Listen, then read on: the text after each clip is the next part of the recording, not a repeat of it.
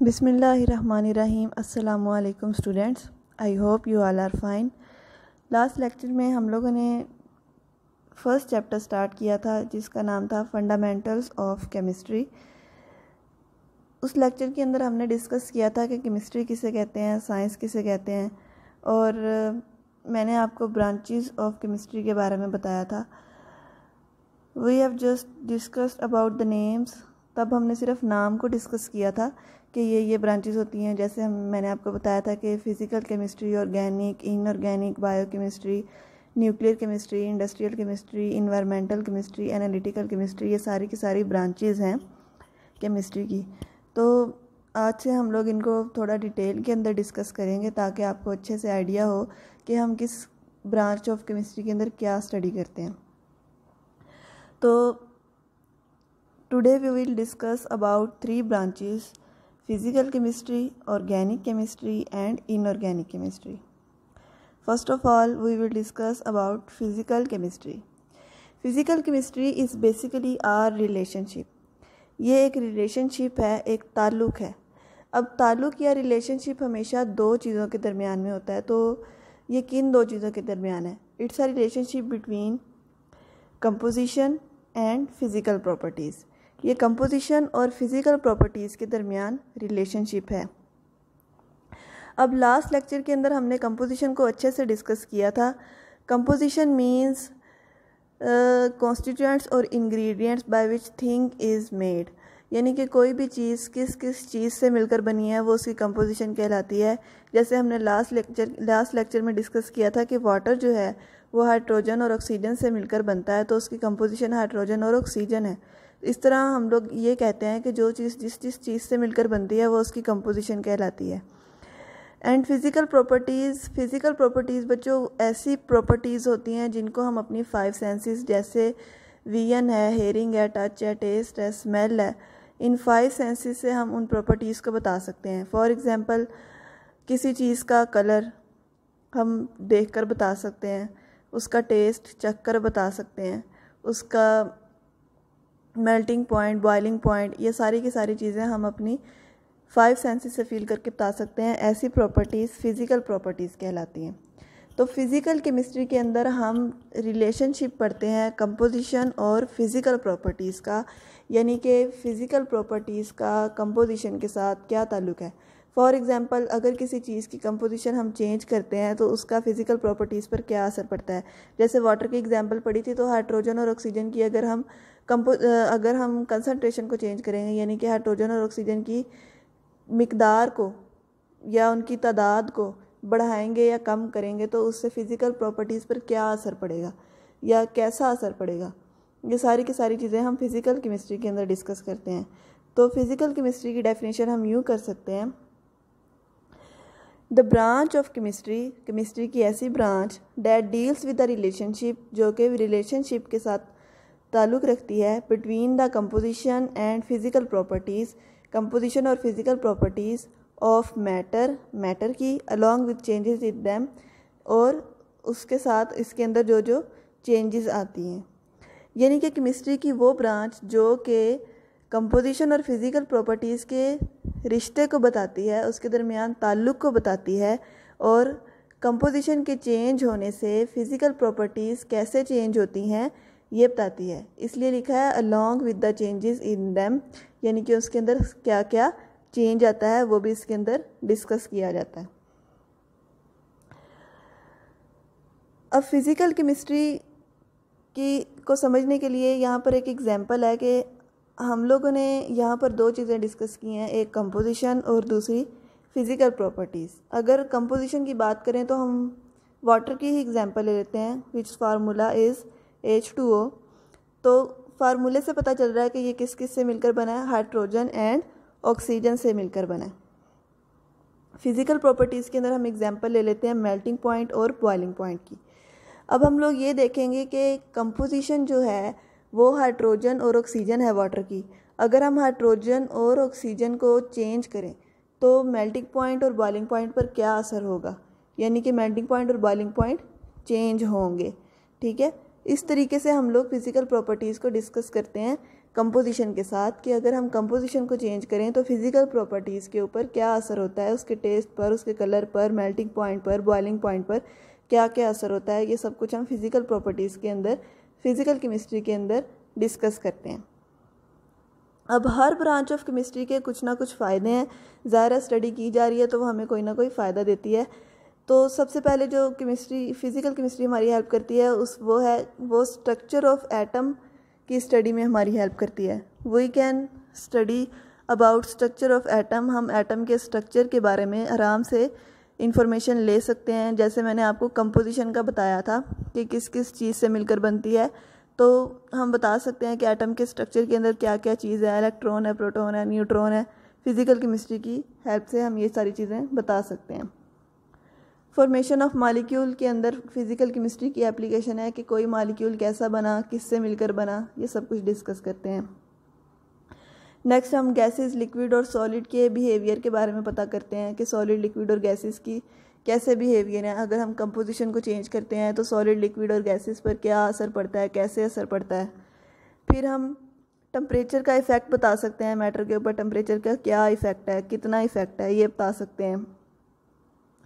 हम बता सकते हैं कि जो रेडिएशंस हैं, जैसे हमारे के ज़्यादातर तो सूरज की रेडिएशंस पाई जाती हैं, तो उनका मैटर के ऊपर क्या असर है। इस तरीके से फिज़िकल केमिस्ट्री की एप्लीकेशंस हैं। नेक्स्ट है ऑर्गेनिक केमिस्ट्री। ऑर्गेनिक केमिस्ट्री को हम यूँ डिफ़ाइन कर सकते हैं, the study of covalent compounds of carbon and hydrogen, that is hydrocarbons and their derivatives. यानी कि कोवलेंट कंपाउंड्स की स्टडी। कौन से कोवलेंट कंपाउंड्स? जो हाइड्रोजन और कार्बन से मिलकर बनते हैं, एंड देयर डेरिवेटिव्स, और उससे बनने वाली चीज़ों की स्टडी को हम ऑर्गेनिक केमिस्ट्री कहते हैं। अब इस डेफिनेशन के अंदर आपने कुछ नए वर्ड्स पढ़े हैं, जैसे कि कोवलेंट कंपाउंड्स। कोवलेंट कंपाउंड्स बच्चों ऐसे कंपाउंड्स होते हैं जो कि म्यूचुअल शेयरिंग ऑफ इलेक्ट्रॉन से बनते हैं। इनके बारे में डिटेल में हम आगे भी डिस्कस करेंगे। अभी सिर्फ इतना याद रख लें कि एटम्स एक दूसरे के साथ अपने इलेक्ट्रॉन्स को शेयर करते हैं और कंपाउंड बनाते हैं, उनको हम कोवलेंट कंपाउंड कहते हैं। तो ऑर्गेनिक केमिस्ट्री के अंदर हम कौन से कोवलेंट कंपाउंड डिस्कस करेंगे? जो कि कार्बन और हाइड्रोजन से मिलकर बनते हैं। आप सबको अच्छे से पता है कि पीरियोडिक टेबल के अंदर हमारे पास इतने सारे एलिमेंट्स हैं, इनके बारे में आप जानते हैं। जैसे हम ज़्यादातर डिस्कस किए जाने वाले एलिमेंट्स हैं हाइड्रोजन, ऑक्सीजन, कार्बन, नाइट्रोजन, या फिर इस तरह के और भी बहुत सारे एलिमेंट्स हैं। पीरियोडिक टेबल के बारे में भी आप लोग जानते हैं कि इसके अंदर बहुत तरह के एलिमेंट्स पाए जाते हैं। उनमें से सिर्फ 2 एलिमेंट्स पर मुश्तमिल जो कंपाउंड्स होते हैं उनकी स्टडी को हम ऑर्गेनिक केमिस्ट्री कहते हैं। वो 2 एलिमेंट्स कौन से हैं? कार्बन और हाइड्रोजन। सेकंड वर्ड इसके अंदर जो डिफरेंट आपको लगा है वो है हाइड्रोकार्बन्स। हाइड्रोकार्बन्स ऐसे कंपाउंड होते हैं, नाम से पता चल रहा है कि hydro means hydrogen and carbons mean carbon. तो हाइड्रोजन और कार्बन से मिलने वाले कंपाउंड को हम इकट्ठे हाइड्रोकार्बन्स बोलते हैं। And last word is derivatives. तो डेरिवेटिव्स का मतलब होता है बनने वाले, यानी कि हाइड्रोकार्बन से बनने वाले जो कंपाउंड्स हैं उनको भी हम डिस्कस करते हैं। तो study of covalent compounds of hydrogen and carbon and their derivatives, यानी कि कार्बन और हाइड्रोजन से मिलकर बनने वाले कंपाउंड्स और उन कंपाउंड से जो डेरिवेटिव्स बनते हैं उनकी स्टडी को हम ऑर्गेनिक केमिस्ट्री कहते हैं। ऑर्गेनिक केमिस्ट्री नेचर के अंदर ज़्यादा एग्जिस्ट करती है। नेचर की बहुत सारी चीज़ों के अंदर ऑर्गेनिक केमिस्ट्री को हम डिस्कस करते हैं। फॉर एग्जांपल आप अपनी बॉडी के अंदर देखें, अपनी बहुत सारे एलिमेंट्स, बहुत सारे कंपाउंड्स ऐसे हैं जो हाइड्रोकार्बन से मिलकर बनते हैं। बहुत सारी चीज़ें ऐसी हैं जिनमें हम हाइड्रोकार्बन्स को डिस्कस करते हैं। हमारी प्लांट्स के अंदर, हमारी और भी बहुत सारी चीज़ों के अंदर, हमारे ज़्यादातर नेचर के अंदर हाइड्रोकार्बन्स पाए जाते हैं। जिस तरह हमने फिज़िकल केमिस्ट्री की एप्लीकेशंस पढ़ी थी, इसी तरीके से ऑर्गेनिक केमिस्ट्री की कुछ एप्लीकेशंस हैं। बहुत सारी चीज़ें ऐसी हैं जिसके अंदर ऑर्गेनिक केमिस्ट्री हेल्प करती है उनकी स्टडी के अंदर, उनकी प्रॉपर्टीज़ की स्टडी के अंदर। जैसा कि पेट्रोलियम की स्टडी के अंदर हेल्प करती है। पेट्रोकेमिकल प्रोडक्ट्स होते हैं, वो वाले प्रोडक्ट्स जो पेट्रोलियम से निकलते हैं। जब ज़मीन से पेट्रोलियम को निकाला जाता है तो उसकी डिफरेंट फ्रैक्शंस होती हैं, इसके बारे में भी हम बड़ी क्लासेस के अंदर ज़्यादा डिस्कस करेंगे। तो उनको हम पेट्रोकेमिकल प्रोडक्ट्स बोलते हैं, वो भी डिफरेंट पर्पसेस के लिए यूज़ होती हैं। इसके अलावा फार्मास्यूटिकल इंडस्ट्री यानी कि फार्मेसी के अंदर जो डिफरेंट मेडिसिन्स होती हैं उनकी स्टडी को भी हम ऑर्गेनिक केमिस्ट्री के अंदर इन्वॉल्व करते हैं, यानी कि ऑर्गेनिक केमिस्ट्री के अंदर वो भी चीज़ें डिस्कस की जाती हैं। लास्ट पर जो हम आज ब्रांच डिस्कस करेंगे वो है इनऑर्गेनिक केमिस्ट्री। इनऑर्गेनिक केमिस्ट्री की, अब मैंने आपको बताया था कि ऑर्गेनिक केमिस्ट्री के अंदर हमने सिर्फ 2 एलिमेंट्स को डिस्कस किया, कार्बन और हाइड्रोजन। अब कार्बन और हाइड्रोजन के अलावा जितने एलिमेंट्स बचते हैं पीरियोडिक टेबल के अंदर, जितने एलिमेंट बचते हैं उन सब से मिलकर बनने वाले जो कंपाउंड्स हैं और उनके जो डेरिवेटिव्स हैं, उनकी स्टडी को हम इनऑर्गेनिक केमिस्ट्री कहते हैं। Means the study of all the elements and their compounds, सारे एलिमेंट्स और कंपाउंड्स की study except those of compound of carbon and hydrogen, यानी कि कार्बन और हाइड्रोजन के कंपाउंड्स के अलावा जितने भी एलिमेंट्स और कंपाउंड्स हैं एंड देयर डेरिवेटिव्स और उनसे बनने वाले डेरिवेटिव्स की स्टडी को हम इनऑर्गेनिक केमिस्ट्री कहते हैं। जैसे ऑर्गेनिक केमिस्ट्री की एप्लीकेशंस डिस्कस की थी, सेम इसी तरह इनऑर्गेनिक केमिस्ट्री की भी एप्लीकेशंस हैं। इनऑर्गेनिक केमिस्ट्री हमें ज़्यादातर केमिकल इंडस्ट्री के अंदर हेल्प करती है, जैसा कि ग्लास इंडस्ट्री में हमारी हेल्प करती है, सीमेंट इंडस्ट्री में हमारी हेल्प करती है। आपको सीमेंट का पता है ना, जिससे घर, ईंटें वगैरह, ये सारी चीज़ें, घरों के अंदर ज़्यादातर सीमेंट इस्तेमाल होता है।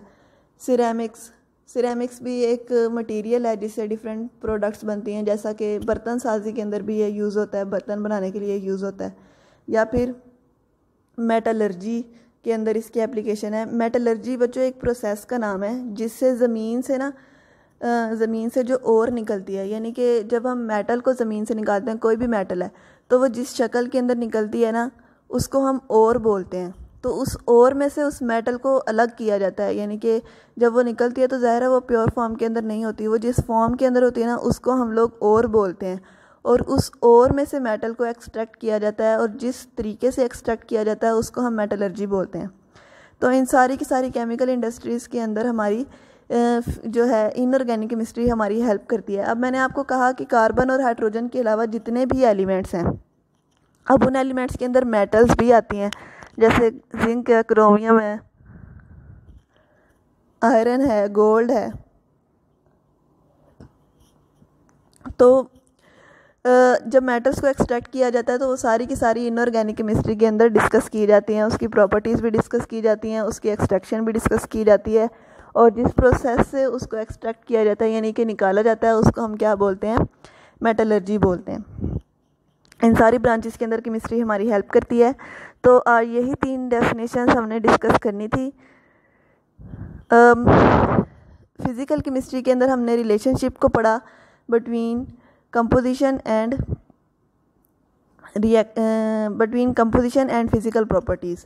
ऑर्गेनिक केमिस्ट्री के अंदर हम लोगों ने वो कंपाउंड्स पढ़े जो कार्बन और हाइड्रोजन से मिलकर बनते हैं, और इनऑर्गेनिक केमिस्ट्री के अंदर हमने वो कंपाउंड्स पढ़े जो कि कार्बन और हाइड्रोजन के अलावा बाकी के एलिमेंट्स से मिलकर बनते हैं। ठीक है, इनकी एप्लीकेशंस को भी आपने अच्छे से याद करना है और डेफिनेशन को भी याद करना है। मोस्टली जो क्वेश्चन पूछा जाता है वो होता है differentiate between organic and inorganic chemistry. तो जब ऐसा क्वेश्चन पूछा जाएगा तो आपने दोनों की डेफिनेशन लिखनी है और दोनों की 1-1 या 2-2 एप्लीकेशंस बतानी है, तो आपको फुल मार्क्स मिलेंगे। लास्ट लेक्चर में से भी कोई क्वेश्चन है तो आप पूछ सकते हैं, और इस लेक्चर में भी जिस चीज़ की या जिस बात की आपको समझ नहीं आई वो आप पूछें, और इसको अच्छे से आपने याद करना है। फिज़िकल केमिस्ट्री की डेफिनेशन पास्ट पेपर्स के अंदर बहुत दफ़ा पूछी जा चुकी है, तो उसको आपने अच्छे से याद करना है। ऑर्गेनिक और इनऑर्गेनिक का डिफरेंस पूछा जा चुका है, उसको आपने अच्छे से याद करना है।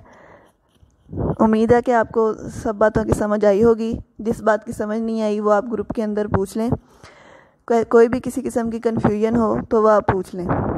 Thank you so much. Allah आपको अपने हिफ्ज़-ओ-ईमान में रखे। खुदा हाफिज़।